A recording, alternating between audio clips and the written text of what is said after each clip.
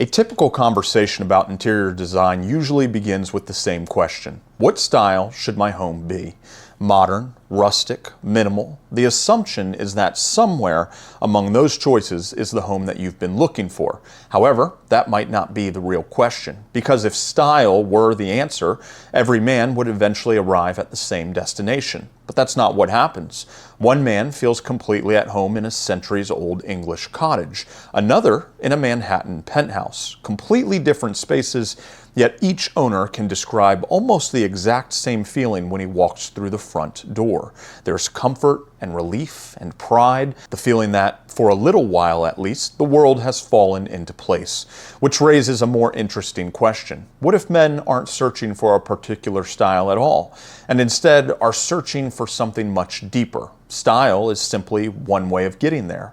My name is Chaudhry, and today I'd like to explore what many men want for their home, not in terms of how it looks, but in terms of what it accomplishes for the life being lived inside it. If you're a returning subscriber, hit the thumbs up. If you're new here, hopefully by the end of this video, you'll be a subscriber. Remember, if you would like our help in designing your room, you can have that help by clicking the link in the description below. The first misconception is that a home is defined by its style. People ask, should I go darker? Should I make it more masculine? Should I choose traditional furniture? They're all reasonable questions, but notice what they're really asking. They're assuming appearance comes first. Function is what comes first. Not function in the sense of practicality alone, but function in the psychological role a home plays. Instead of asking, what style should my home become? Try asking, what should my home do for me? That question changes the entire design process, now that you're no longer choosing furniture because it fits a genre. You're choosing things that reinforce a particular way of living. The class of interior becomes the expression, not the objective. Throughout history, the role of home has hardly changed. Consider the lives men have lived over different centuries. Hunters left camp, sailors left the harbor, merchants departed the city, explorers disappeared into unfamiliar territory, and soldiers rode beyond the safety of the fort. Their destinations were different, their work was different, the risks were different, but the pattern remained remarkably consistent. They left familiarity, entered uncertainty, and eventually returned. Today, the landscape has changed, but the pattern has not. Executives leave home every morning. Business owners make decisions without knowing how they'll unfold. Tradesmen head to job sites. Pilots board airplanes. Doctors begin another shift. The details continue to change. Human nature doesn't. There has always been the same rhythm. Depart, engage, return, recover. It wouldn't seem accidental. It's one of the timeless patterns of human life. And if that's true, then maybe we've misunderstood the role of home. Most people believe home to be the place where the day ends. Have you ever thought of it as the place where tomorrow begins? Recovery isn't separate from achievement. Recovery makes future achievement possible.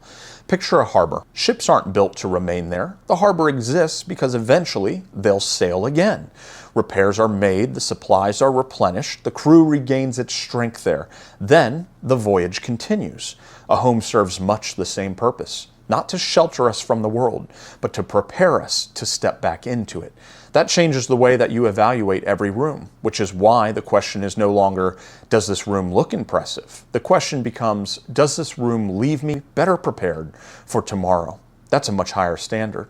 And surprisingly, it's one that has very little to do with whether the home is traditional, industrial, Parisian, or Scandinavian. Those are simply contrasting ways of expressing the same underlying function.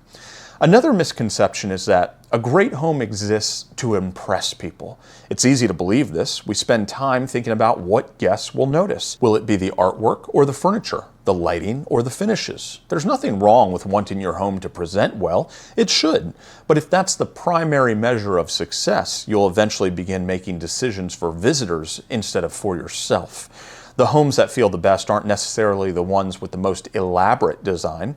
They're the ones that feel easy to live in. Why? They've already removed much of the daily friction. Imagine your own home. Where do the keys go? Does today's mail have a place to be dropped? Is it obvious where you and your guests can hang coats? Where are the phone chargers kept? Does your work bag have an area to sit when you walk through the door? These aren't glamorous questions, but they're important ones. Remember, every unanswered question becomes another tiny decision, and every tiny decision asks something of your attention. Outside your home, life is already full of uncertainty. Your home has an opportunity to move in the opposite direction. Instead of creating more decisions, it removes them before you notice. That's one of the least celebrated responsibilities of good design, and one of the most valuable. We tend to think about houses one room at a time. The living room, the bedroom, office, kitchen, dining room. But that's not how we experience home, is it? We go through routines. We wake up and get dressed, we make coffee and then leave for the day. When you return home, you might prepare dinner, read, spend time with family, and then go to bed. Those are the experiences your home is serving, which means a successful room isn't defined by what it's called, it's defined by what it helps you do. A reading corner should make you want to read. A study should invite concentration. Every room should communicate its job without needing an explanation. When a room tries to become everything, it usually succeeds at very little. The strongest interiors have clarity. You instinctively understand what they're inviting you to do. Some might say style creates identity, but a more accurate statement would be style expresses identity. That's an important difference. You can copy someone else's home almost perfectly, buy the same furniture, use the same paint, lighting, and artwork. It may even receive compliments, but it still might not feel like yours. The reason for that is belonging isn't created through imitation. It's created through alignment. When your home reflects your values, routines, priorities, and personality, that's when it begins feeling deeply personal. The style becomes the visual expression of those things, not the source of them. If you want to begin evaluating your own home, I'd encourage you to ask a few simple questions. Rather than, what style should this room become? Ask, what job should this room perform? Walk through your home and look for recurring moments of friction. Where are unnecessary decisions being made every day? Think beyond the rooms. Think about your daily rituals. How could your home better accommodate arriving home or preparing for tomorrow? And before bringing something new into your home, ask one final question. Will this improve my everyday life? Not, will people notice it? Those answers lead to diverse decisions. When people ask what kind of home a man wants, it's not as simple as pointing out a style language. Those are merely unique dialects. The deeper answer is men want homes that are built around them. In current as well as past times, there's a pattern that has remained the same. We leave, we engage with the world. We return, and we recover. A truly successful home completes that rhythm, not by asking us to stay inside forever, but by preparing us to walk back out the front door with greater clarity, greater confidence, and greater readiness for whatever tomorrow asks of us. If a home can do that, its style almost becomes secondary. It has accomplished something far more important. It's strengthened the life being lived inside it.